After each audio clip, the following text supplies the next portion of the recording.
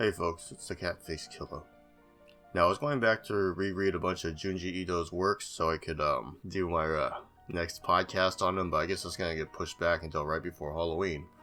Because I came across an old title I used to recommend people called Ibitsu. Now Ibitsu is just straight horror, that's all there is to it. 2 volumes, it's a very quick read. It's I have to say it's still creepy to me now. If you want a good example of what a Japanese horror based off of an urban legend is, kind of like Portis, Ibitsu is a good title. There's only one little knock I have about it, but I'll get back to that later. So Ibitsu is about the urban legend that you're going to go take out your trash, because in Japan they just take out the bags of trash and just throw it at a designated spot for the garbage collection people. There's this little girl dressed in a Lolita outfit, and she asks you if you have a little sister. Now, like most Japanese urban legends, regardless which way you answer, it's bad. There is an immediately bad ending, and then there's a more sufferable, long, bad ending. So, you say yes, and this little girl becomes obsessed with you. We'll go into that later. Or you say no, and she just kills you outright. Now, one of the reasons why I decided to bring up this title again is because I wanted to bring up how Japanese is a contextual language. Because they actually kind of go into this explanation in this manga. For that alone, I kind of like using this 2-volume story. So basically, the phrase they use, which I'm not going to repeat in Japanese, translates to either, do you have a sister, or do you need a sister? See, but it's pronounced the exact same way. It just depends on the context. And if there's no context, it can be interpreted by the inquirer either way, right? So that's why either way is a bad answer, because if the inquirer is nuts, they're gonna take it however they want to take it, right? So anyways, the main guy, he comes across this Lolita girl while he's taking out the trash late at night, and he's like, no, I have a sister. I guess when you say this in Japanese, it can be interpreted as, I need a little sister, as the answer, right? So she becomes obsessed with him. She starts doing all sorts of freaky shit, stalkerish stuff that continues to escalate. It starts out bad. I mean, you'd think it starts out bad, but it gets worse. I have to say, overall, I still enjoy it as a Halloween read once in a while. It just depends on whether or not I remember it. The artwork is okay. It's good enough to be creepy, and it's consistent. That's, me. That's one of my big knocks on anything. There are other characters. It doesn't really go into them. It's just really this Lolita girl and the main dude. There's other supporting characters, but they're not as important. And it's honestly an interesting ride. Horror has a problem where it can be boring if it's what do I want to say as, if there isn't any consequence to what's going on, there's no threat, then it's not good. But there's a lot of threat in this consistently throughout the whole story. You can get a little creeped out by it. And honestly, other than a couple problems I have with the story, I don't have a whole lot else to say. So I want to bring that up because I like to play some horror games sometimes. One of my favorite of all time, for a long time, it was my favorite of all time, was called First Encounter Assault Recon, or Fear. The original Fear was really good. It had a good balance of action and horror because you're part of this kind of like a SWAT team that specializes in the paranormal.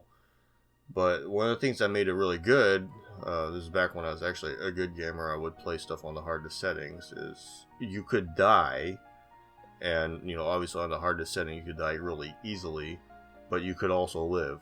There was never a time where you couldn't fight back, but usually it was pretty hard. So, it's a very hard balance to find where you have to be vulnerable enough, or your characters in the story has to be vulnerable enough, but they have to have a chance of possibly getting away, or it's just personally speaking, it's not scary. Like, I played Amnesia, and I played Slender Man.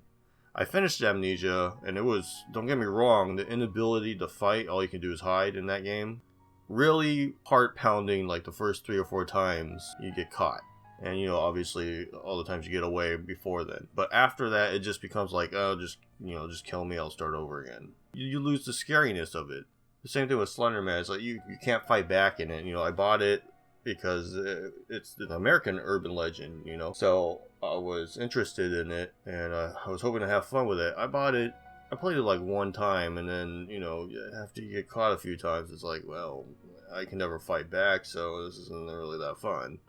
Or scary, for that matter. I mean, it was freaky at first, and then, you know, like I said, with Amnesia, you know you're gonna die. But in Ibitsu, you have a good balance where your character might be able to get away, but he's probably not going to. And being there for that kind of ride, it makes it an interesting read, in my opinion. When it comes to horror, you have to find that balance. Otherwise, it could be interesting, but it's not going to be entertaining. You know what I mean? It's not going to be scary. Because there's nothing that replicates the human emotion of being afraid, being creeped out, you know, being freaked out. It's a unique feeling.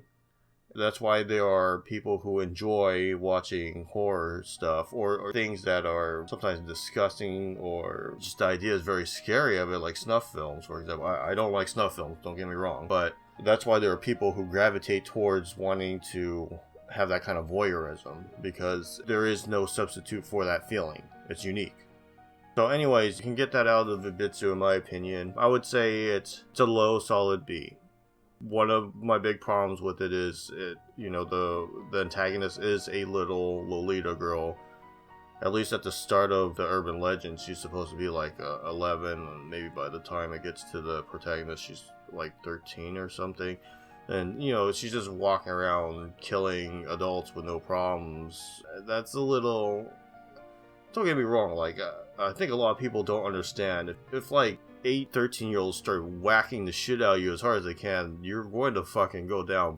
But for one little girl, I mean, you would really have to ambush people and shit, and I don't think she always had to in the story, and that's... Sometimes she did, but, you know, sometimes it really didn't seem like she would have had the opportunity to, and you just see, like, the dead person. And it's, you have to kind of suspend your disbelief with that.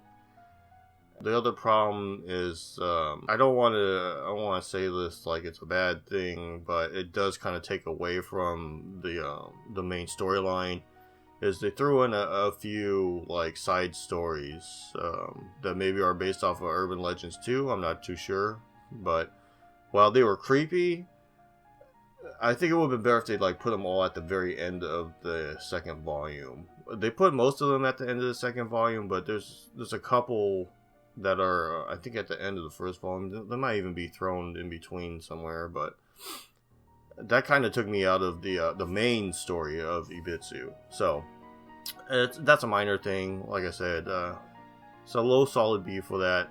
I would like horror to be more like that, you know, like Ibitsu, but there's definitely room for improvement. Just above average, but not super above average. So, anyways, you can look us up on Facebook, Planet Tyro.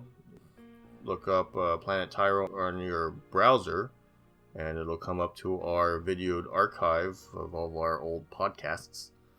You can get a hold of me at _oldboy, hashtag KATFACE KILLA on Twitter. And, you know, you got anything you want to say it to me there, or on the videos, actually, where I prefer it. And see you around.